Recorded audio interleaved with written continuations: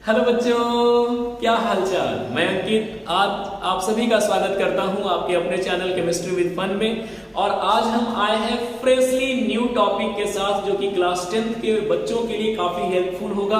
Board के exam आने वाले हैं, आप शॉर्ट मैपिंग में इस चैप्टर को पढ़ सकते हैं। और आज हम डिस्कस करने वाले हैं क्लास 10th केमिस्ट्री के बहुत ही ज्यादा important chapter carbon and its compound के बारे में। कार्बन क्या होता है और इसके कंपाउंड्स कैसे होते हैं, कौन सा बॉन्ड बनाते हैं, किस किस रूप में पाए जाते हैं, इन सब के बारे में ब्रॉडली डिस्कशन करने वाले हैं हम अपने इस लेक्चर में। और इस चैप्टर के और भी बहुत सारे लेक्चर्स आगे आएंगे, उन सभी को आप ध्यान से देखिएगा और सारी बातों को सीखिएगा। बच्चों, कार्बन शब्द को कार्बो वर्ड से डिराइव किया गया है जिसका मतलब कोल होता है। ठीक है, कार्बन एक नॉन मेटालिक एलिमेंट है जिसका पीरियोडिक टेबल में एटॉमिक नंबर 6 होता है और इसका इलेक्ट्रॉनिक कॉन्फ़िगरेशन 2,4 होता है। मतलब इसके वैलेंस शेल में 4 इलेक्ट्रॉन्स पाए जाते हैं। ठीक है, हमारे अर्थ क्रस्ट में कार्बन जो है वो 0.02% पाया जाता है मिनरल्स के रूप में। कैसे मिनरल्स? तो कार्बोनेट्स के रूप में, कोल के रूप में, पेट्रोलियम के रूप में अप्रोक्सीमेटली 0.02% पाया जाता है। और आप बचपन से पढ़ते आ रहे हैं कि हमारे एयर के 100% कॉम्पोजिशन में 0.03% कॉम्पोजिशन कार्बन डाइऑक्साइड गैस का भी होता है। यानी कार्बन डाइऑक्साइड गैस के रूप में 0.03% हमारे अर्थ एटमॉस्फेयर में पाया जाता है। उसके बाद हम अपने डेली लाइफ में बहुत सारे ऐसे सब्सटेंसेस को यूज करते हैं या ऐसे कंपाउंड्स को यूज करते हैं जो कार्बन से बने होते हैं, कार्बन के कंपाउंड होते हैं। जैसे हम हमारे बॉडी के अंदर बनने वाला जो कार्बोहाइड्रेट है, फैट्स है, प्रोटीन्स हैं, विटामिन्स हैं, वो सब के सब कार्बन कंपाउंड्स हैं। उसके सिवा हम अपने डेली लाइफ में ग्रेन्स जो खाते हैं, पल्सेस, फ्रूट्स, वेजिटेबल्स, पॉलिस्टर जो यूज करते हैं, कोल यूज करते हैं, केरोसिन, एलपीजी, सीएनजी, ये सब के सब कार्बन कंपाउंड हैं। ठीक है, अब क्वेश्चन यहां ये आता है कि आखिर ऐसा कार्बन में क्या खास बात है कि वो इतने सारे कंपाउंड्स को बनाता है। तो बच्चों, कार्बन का एक स्पेशल प्रॉपर्टी होती है और उस स्पेशल प्रॉपर्टी का डिस्कशन हम अभी करेंगे। देखिए,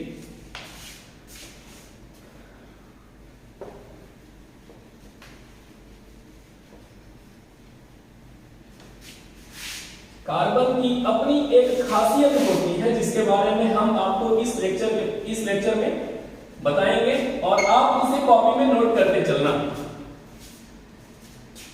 सबसे पहली बात, कार्बन एक नॉन मेटालिक एलिमेंट है। तो नॉन मेटालिक एलिमेंट है और इसका एटॉमिक नंबर 6 होता है और इसका इलेक्ट्रॉनिक कॉन्फ़िगरेशन 2,4 होता है। इसके बाहर में 4 इलेक्ट्रॉन्स होते हैं। अब देखिए, आप ये क्लास 9th में भी पढ़े होंगे या 10th में भी आपको प्रीवियस चैप्टर्स में पढ़ाया गया होगा कि कोई भी एटम अपने आउटर मोस्ट वैलेंस ऑर्बिट में 8 इलेक्ट्रॉन्स रखना चाहते हैं ताकि 8 इलेक्ट्रॉन्स होने पर वो एक इनर्ट गैस कॉन्फ़िगरेशन को ऑब्टेन कर सके, एक्वायर कर सके। उसके लिए कोई भी एलिमेंट या तो इलेक्ट्रॉन किसी को डोनेट करता है या तो इलेक्ट्रॉन गेन करता है। कार्बन के कंडीशन में देखो, कार्बन के पास बाहर में 4 इलेक्ट्रॉन्स होते हैं, 4 वैलेंस इलेक्ट्रॉन होते हैं। मेरे प्यारे बच्चों, एक एटम मैक्सिमम किसी को 3 ही इलेक्ट्रॉन दे सकता है और मैक्सिमम वो किसी से 3 ही ले सकता है। इसके पीछे रीजन है कि एटम से इलेक्ट्रॉन यूं ही नहीं निकलते। अगर हम एटम से इलेक्ट्रॉन को निकालना चाहते हैं तो हम कुछ अमाउंट ऑफ एनर्जी एटम को ट्रांसफर करते हैं और एटम उस एनर्जी को गेन करके अपना इलेक्ट्रॉन डोनेट करता है। एक एटम जब 3 इलेक्ट्रॉन्स को डोनेट कर देता है तो वो अपने मैक्सिमम कैपेसिटी तक पहुंच जाता है, वो उससे ज्यादा और एनर्जी को होल्ड नहीं कर सकता, इसलिए वो चौथा इलेक्ट्रॉन नहीं देता है। इलेक्ट्रॉन गेन करने पर भी यही कंडीशन लागू होता है। इलेक्ट्रॉन को अगर कोई एटम गेन करता है तो वो अपना एनर्जी को रेडिएट करता है। यहां पर अगर कार्बन के बाहर में 3 इलेक्ट्रॉन आ जाए फिर भी इसके बाहर में 7 ही कंप्लीट होगा, तो इसका ऑक्टेट कंप्लीट नहीं होगा, 8 इलेक्ट्रॉन्स कंप्लीट नहीं होंगे, ये स्टेबल नहीं होगा। अब यहां पर देखो, जब ये 3 किसी को दे नहीं सकता, 3 से ज्यादा किसी को दे नहीं सकता, 3 से ज्यादा किसी से ले नहीं सकता, तो फिर कार्बन के पास मात्र एक ऑप्शन बचता है, sharing of of electrons. Carbon अपने इलेक्ट्रॉन्स को दूसरे एटम्स के साथ शेयर करता है और उस शेयरिंग की वजह से कार्बन जो है वो कोवैलेंट बॉन्ड का निर्माण करता है।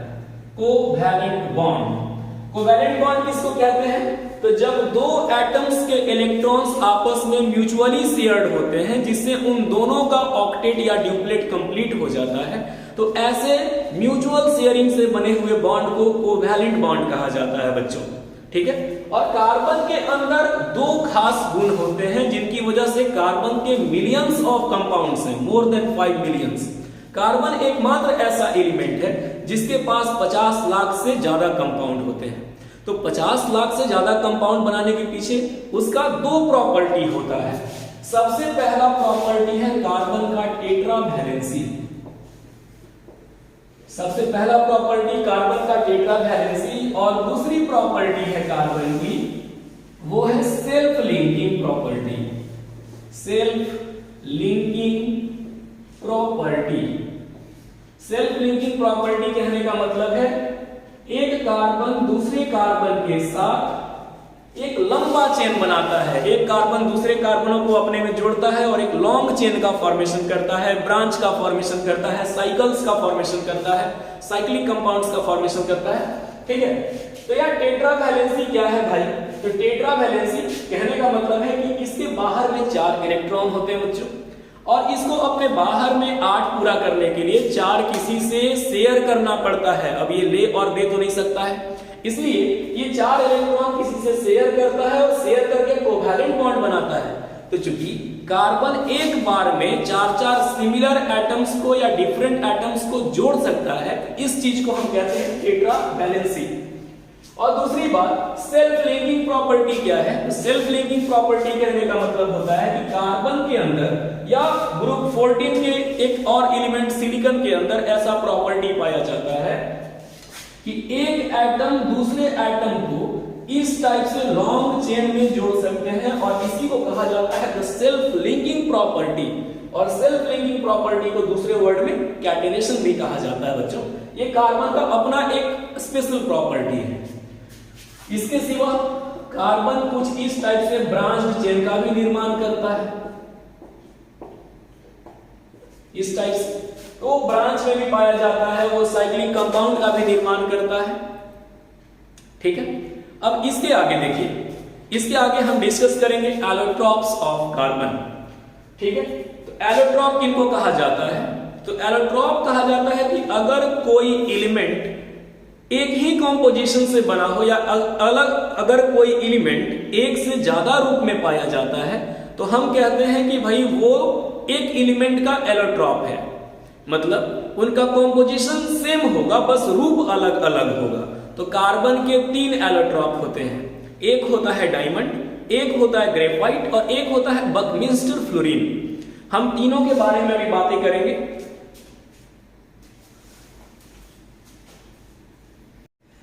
देखिए बच्चों, यहां हम बात कर रहे हैं एलोट्रॉप के बारे में। एलोट्रॉप किसे कहते हैं? तो the various physical forms in which an element can exist.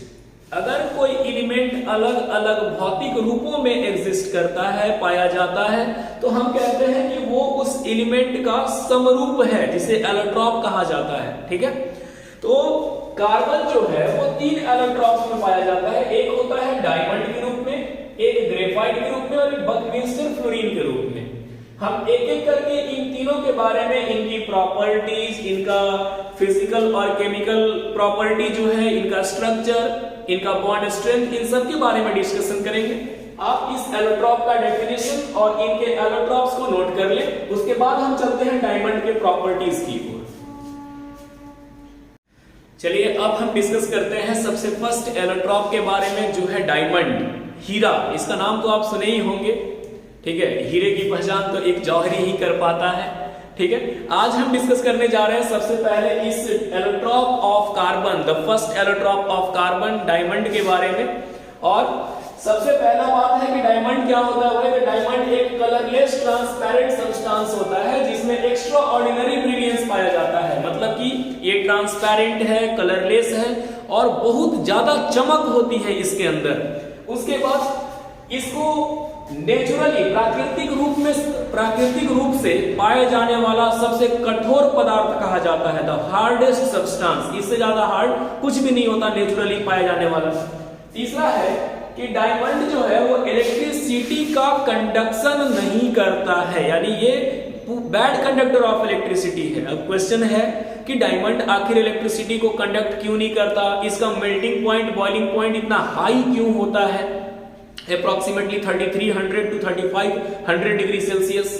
तो देखो इस सब के पीछे रीजन है डायमंड का स्ट्रक्चर। हम अभी आपको डायमंड का स्ट्रक्चर बना के दिखाएंगे बच्चों। तो डायमंड में क्या होता है कि एक कार्बन चार दूसरे कार्बन एटम से जुड़ा रहता है, और अभी थोड़ी देर पहले हम आपको बताया कि कार्बन मात्र 4 ही बॉन्ड बना सकता है। तो डायमंड में हर कार्बन का चारों इलेक्ट्रॉन किसी न किसी कार्बन एटम से अटैच्ड होता है, और इसकी वजह से वो इलेक्ट्रिसिटी का कंडक्शन नहीं करता है, क्योंकि इलेक्ट्रिसिटी के कंडक्शन के लिए फ्री इलेक्ट्रॉन्स की आवश्यकता होती है। जब हम आपको ग्रेफाइट पढ़ाएंगे तो उसमें उसका स्ट्रक्चर आपको बताएंगे कि उसमें हर एक कार्बन 3 कार्बन से अटैच होता है हेक्सागोनल रिंग के शेप में, तो वहां पर हर कार्बन का चौथा इलेक्ट्रॉन फ्री है। तो वैसे वैसे न जाने infinite numbers of electrons free होते हैं, इसीलिए ग्रेफाइट एक अच्छा कंडक्टर के जैसा बिहेव करता है, नॉन मेटल होते हुए भी। आइए यहां पर अगला प्रॉपर्टी है कि अगर हम डायमंड को ऑक्सीजन के प्रेजेंस में जलाएंगे, डायमंड को ऑक्सीजन के प्रेजेंस में जलाएंगे तो सिर्फ और सिर्फ CO2 गैस प्रोड्यूस होता है, सिर्फ और सिर्फ CO2 गैस प्रोड्यूस होता है, जो कि लाइम वाटर को मिल्की कलर में कन्वर्ट कर देता है, जिससे प्रूफ हो जाता है कि ये सिर्फ कार्बन से बना हुआ है। ठीक है, तो इन सभी को आप अपने कॉपी में नोट कर लीजिए। इसके बाद फिर हम आपको स्ट्रक्चर ऑफ डायमंड बना करके समझाते हैं कि आखिर डायमंड का स्ट्रक्चर किस टाइप से होता है। आइए डायमंड के स्ट्रक्चर की हम बात करें तो देखिए हम किनारे में डायमंड का स्ट्रक्चर बना के आपको दिखाते हैं, और इसमें आपको पता चलेगा कि हर एक कार्बन कैसे अलग अलग कार्बन एटम से जुड़ा हुआ है। जैसे देखो यहाँ एक कार्बन है, तो एक कार्बन कुछ इस प्रकार से टेट्राहेड्रल स्ट्रक्चर से जुड़ता है। ये जो आप ज्योमेट्री देख रहे हैं इसको टेट्राहेड्रल या टेट्राहेड्रॉन कहा जाता है। ये चीज आपको 11th क्लास में पढ़ाया जाएगा। जब आप क्लास 11th में जाएंगे VACPR पढ़ेंगे तो वहां पे आपको ये पढ़ाया जाएगा। ठीक है, यहाँ पर फिर से इस कार्बन को देखें तो ये इधर इस टाइप से रिंग के रूप में टेट्राहेड्रल कॉम्प्लेक्स का निर्माण कर लेता है। इनफाइनाइट नंबर ऑफ कार्बन्स होते हैं, हर कार्बन फिर किसी न किसी से अटैच्ड होगा। तो इसमें क्या होता है कि हर कार्बन जो है वो 4 कार्बन एटम से जुड़ा हुआ है, इसलिए कोई भी कार्बन का इलेक्ट्रॉन फ्री नहीं रहता, और इसकी वजह से डायमंड जो है वो हार्डेस्ट नेचुरली अकरिंग सब्सटेंस के रूप में जाना जाता है। इसका melting point, boiling point high होने के पीछे रीजन इसके 4 कोवैलेंट बॉन्ड होते हैं। कार्बन कार्बन में इलेक्ट्रॉन की शेयरिंग करके ये कोवैलेंट बॉन्ड बनाता है, और इसलिए ये बहुत ही हार्ड सब्सटेंस के रूप में जाना जाता है।